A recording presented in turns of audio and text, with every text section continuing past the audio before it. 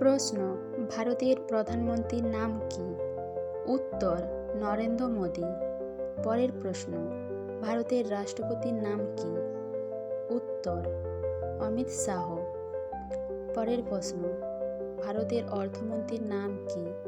উত্তর, নির্মলা সীতারামন। প্রশ্ন, ভারতের পূর্ববর্তী নাম কি ছিল?